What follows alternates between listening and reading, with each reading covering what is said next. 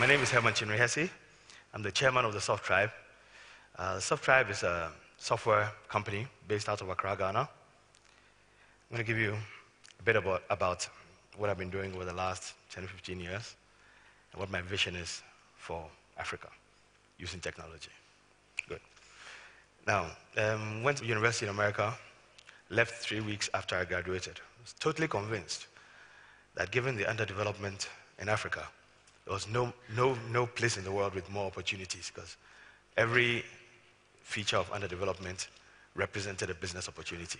And this is kind of still my philosophy. I've learned a bit since then, but I still believe that.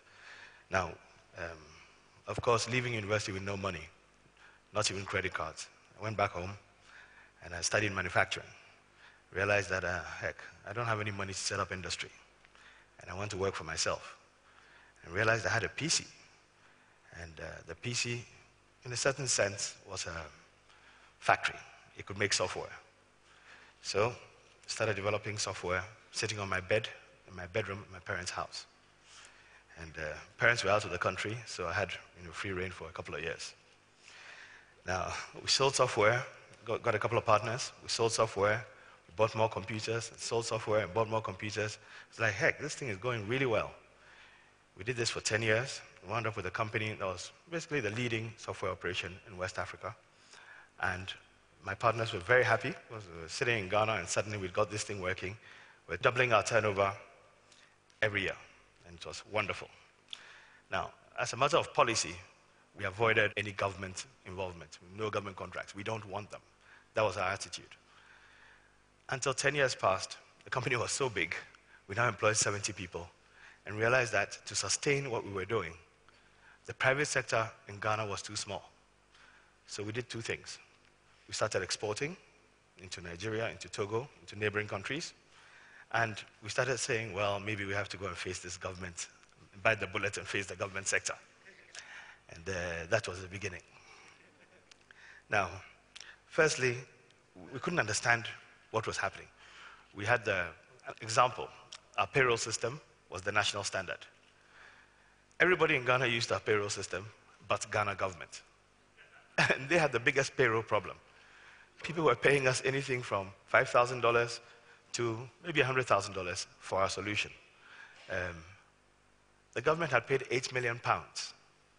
These 8 million pounds were given to our government by the British government to facilitate this payroll system that wasn't working. And workers on the streets, et cetera, and we had the solution. And we were offering it for free because it's good for our reputation. So I've done the national payroll, because then we could hit other countries. And they weren't taking it. And what was most interesting was the British, who had funded this project for 8 million pounds, used our payroll system for the High Commission. so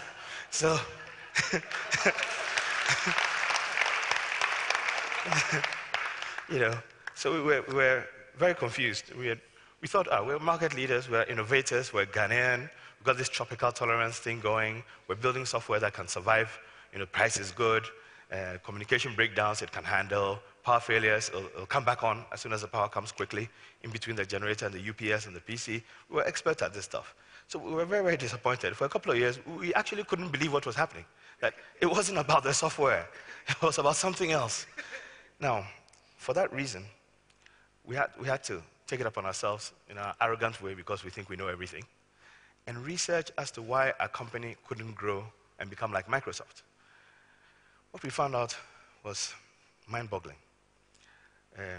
I'll just give you some of the conclusions of what the mindset is for us now in terms of moving our business forward. We realized that we still had a colonial economy. There are two kinds of countries. There's the hunter countries that go out and hunt for business in other countries, and there's the hunted countries, and they are just prey. And we realized that we were in a hunted country. Hunted countries don't have technology companies that are exporting. They have no facilities for managing such a situation. There's no advert on CNN by our government saying, buy Ghana, buy Ghanaian software. It wasn't designed for that. It was designed to dig gold out of the ground, not they themselves, have an American company dig gold out of the ground, and then everybody takes their percentage. That's what it was designed for. And we realized that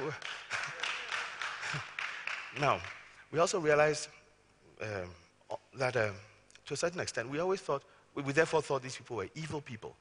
All these government official types are really evil. But lately, we've come to realize that it's real. If they weren't doing that, what other opportunity exists? What are they going to do? You go to university, you become some civil servant. Well, is your lot in life to survive on $300 a month for 40 years and die poor? That's not why you went to school. And we've come to the realization that it's unreasonable to expect that they will sit there and have these monies passing in front of them, and they won't take it. It's a totally unreasonable expectation. Right? So we have to be very practical about it. What we need to do to solve the problems, firstly, is that, you see, the people in the village, the rural folk, who are the majority, can only deal with the world's markets through this small group in the city. And that's the problem. The small group in the city sits around and hopes somebody discovers some new mineral in Ghana, because that's the only time they make any money. When the deal is going through, they take the 10%. And that's their life's earnings. And they're lucky. In my time, the dam was built. That's when I built my houses and paid my children's school fees. In the absence of that, really, what are they going to do? So we figured that there has to be a way to bypass that bottleneck and give power to the rural folk. And in doing our work, we've computerized plantations, we've done all kinds, we've been in the bush doing a lot of work. Then two things happened. The internet came. Wonderful. Now, then the mobile phones came. Internet is spreading.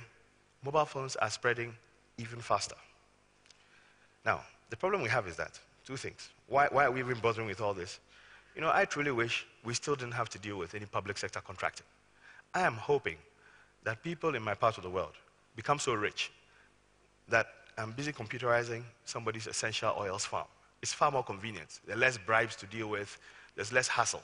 It's more straightforward. So that the ultimate goal is to ensure that people in our countries get wealthy. People in America don't sit around hoping that one day some Nigerian entrepreneur with money might come and do something in the country. Then they'll get rich. No. When you have your little factory, in California, you know there are people in Pittsburgh ordering your stuff. I studied manufacturing, so I have a fair idea of how manufacturing industries work. They're not depending on some strange philanthropist from far away or the World Bank to come and help them. The people in their country have money. Maybe they don't have billions, but there's a regular stream of $1,000 revenue a day from everybody. That's how, in my view, countries work. It's not about these big bang things. All we need to achieve is that the people in the bush should be able to have a little essential oils farm and make $500 a month. That's all we need to achieve. If we do that, we'll go from something like $500 a year as the earnings of the rural folk to 500 times $12 a year. That's enough. We're rich. It's enough. Then I can go and sell my software the way I was selling it before and have peace of mind. This is our aim. Now, I'd like to point out also that, a lot of our people in the diaspora, they leave the country.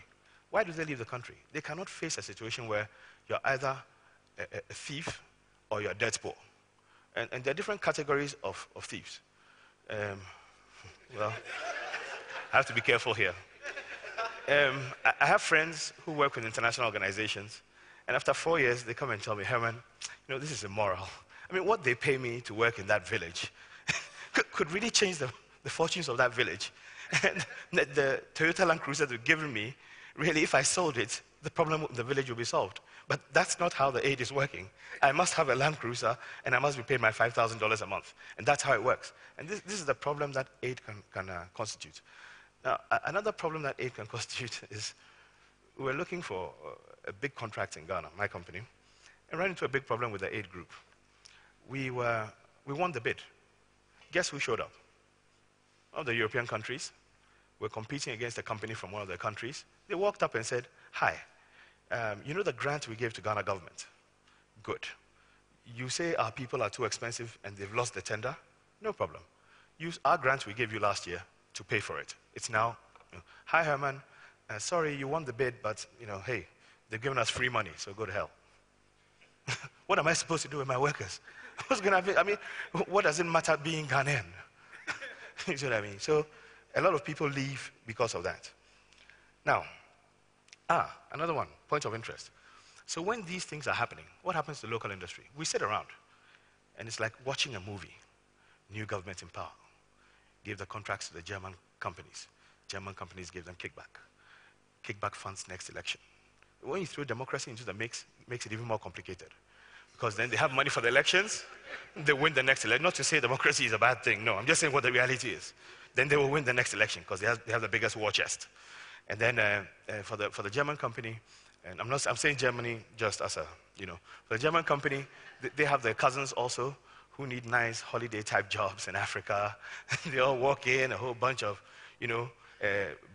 bricklayers out of Germany, walk into Ghana, living in first class, $5,000 a month housing, and that kind of thing. Who's paying for this? It's our grandchildren. It's either a loan or a grant. In the event it's a loan, then we are paying for it long term. In the event it's a grant, then I'm sorry for the taxpayers in Germany, because the government is giving out money, that half of which is going to some African bureaucrat's pocket, and the other half is paying for holidays for some of the citizens. It doesn't make sense for any one of us.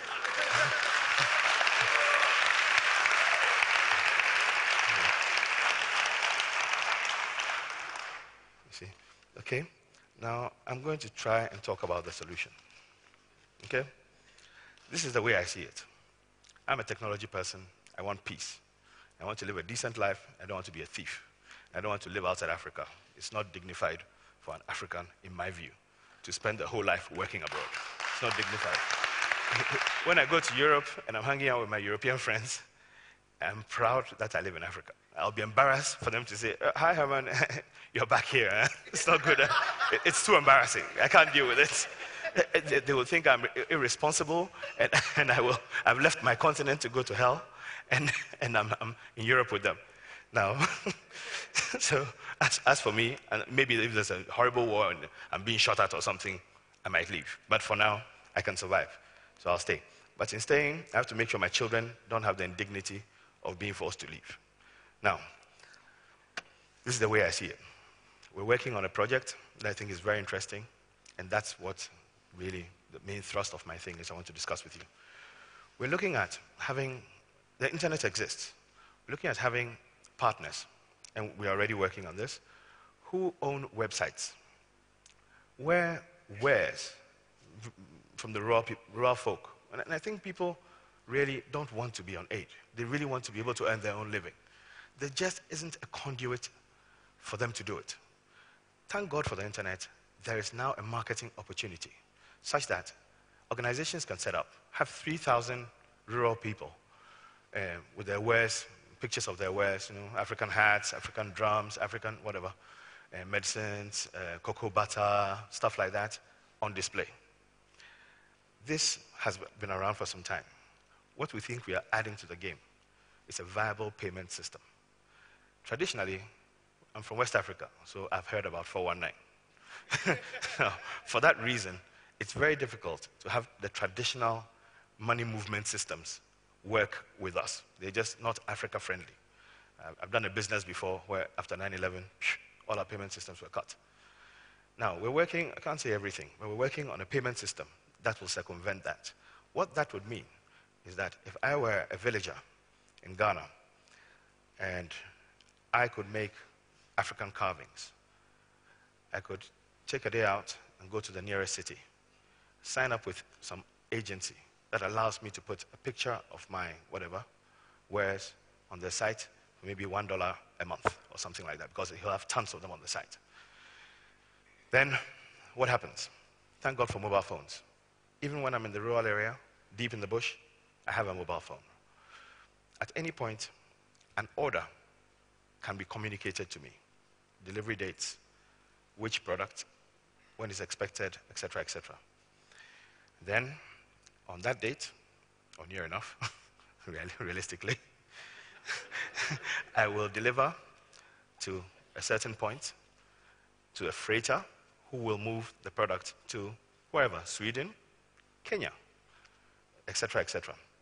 And the payment will come through the system that we're working, which is a text message-based payment system. It doesn't even include, if we're worried about the axis of evil between the governments and the telecoms. It runs on the text messaging system, but we are setting up a platform that kind of doesn't necessarily work with. They just carry our text message. The technology of it does not include the telephone company getting into the payments. This is what we're trying to achieve. So African crafts, medicines, music. I was talking to musicians in Ghana. It's a dire situation. They have no access to the global market. They have no way of getting paid. I think that once there's a way to get paid, there's a light at the end of the tunnel. There are lazy people everywhere, but the hard-working people who can organize themselves, will go out and do what they need to do to access that money. And I think this is what is going to change Africa. Not the aid, the aid has been coming the same way for 50 years. It hasn't made a difference. Clearly, the formula is wrong. I think that if the aid group want to help Africans, my personal opinion is that they should work at having the West remove trade barriers. So when we unleash the rural folk, they can actually export. Okay?